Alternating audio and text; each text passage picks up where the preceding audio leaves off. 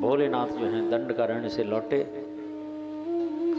और दिन जब आते थे तो भवानी जो है आरती का थाल लेकर के तैयार खड़ी रहती थी, आरती उतारती थी।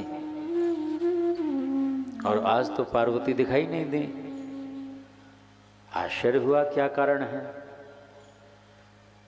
जैसे ही कैलाश पर्वत के ऊपर आते हैं, भीतर प्रवेश किया, भोलेनाथ को देख करके करवट बदल लिया, देखा नहीं भोलेनाथ की ओर। बोले बाबा हंसने लगे, देवी आज कौन सी लीला कर रही हो पता नहीं, कभी नहीं देखा ऐसा तो हमने।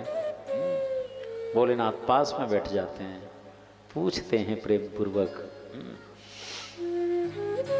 लेकिन बार बार जब आग्रह करके पूछने लगे, थोड़े आक्रामक भाव में बोल पड़ी कि हमसे बात करने की जरूरत नहीं, चले जाओ यहाँ से। हाँ, आपका जो प्रेम है हमारे प्रति बिल्कुल मिथ्या, झूठा, दिखावा मात्र है। हम तो समझती थी सच्चा प्रेम करते हो, लेकिन झूठा प्रेम है तुम्हारा। उसका कारण तो बताओ। अब भवानी कुछ नहीं बताती कि हमसे बात करने की जरूरत नहीं है, चले जाओ तुम यहाँ से। आज भोलेनाथ ने नेत्र बंद किए, तुरंत जो है रहस्य जान गए भोलेनाथ और पूछने लगे कि देवी सच सच कहो यहाँ पे नारद तो नहीं आया था? बोला हाँ नारद तो आए थे, गुरुजी तो आए थे, उनकी कृपा से ही तो हमको मालूम पड़ी। आज विचार करने लगे, बताओ इस नारद से हमारे गारहस्थ जीवन में कितनी शांति और सब, हाँ इनसे नहीं रहा गया। आज भोलेनाथ कहने लगे देवी आज सच्चे प्रेम का तुम इस तरह से अनादर कर रही हो। सच्चाई तो ये है कि हमारे गले में ये जितने भी मुंड हैं ना, ये सब हमारे ही हैं, किसी और के नहीं है। जितने जन्म हुए तुम्हारे, हमारे साथ पाणिक ग्रहण संस्कार होता था, विवाह होता था। जब शरीर शांत हो जाता, उस शरीर से भी हमारा इतना मोह होता, उसमें से मुंड को काट करके अपने गले में धारण कर लेते हैं। ये सब तुम्हारे ही मुंड है। अब बताओ इससे बढ़ करके प्रेम का दूसरा उदाहरण क्या हो सकता है? और तो मिथ्या कह रही हो इस प्रेम को।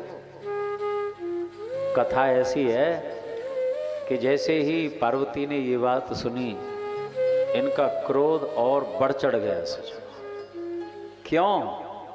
कि स्वामी हम इतनी बार जन्म ले चुकी हैं, मर चुकी हैं, और तब से आप एक बार भी नहीं मरे। हाँ हम बार बार मरती हैं, आप नहीं मरे जब से। इसका भी कारण बताओ।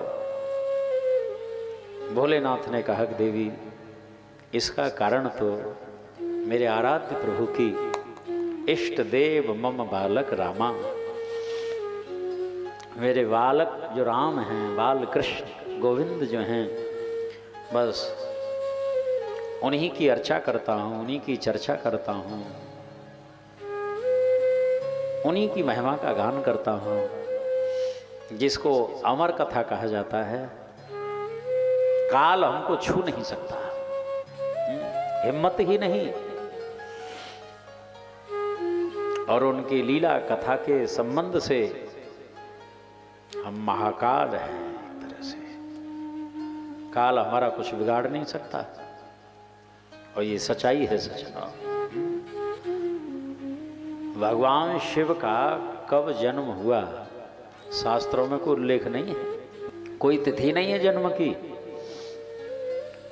क्योंकि जिनका मरण ही नहीं तो जन्म कैसे है? अनादि देव हैं। ये शिव तेरस जो होती है, शिव चतुर्दशी, ये भी जन्म की नहीं है, ये तो विवाह की तिथि है। इस दिन तो विवाह हुआ है इनका। हाँ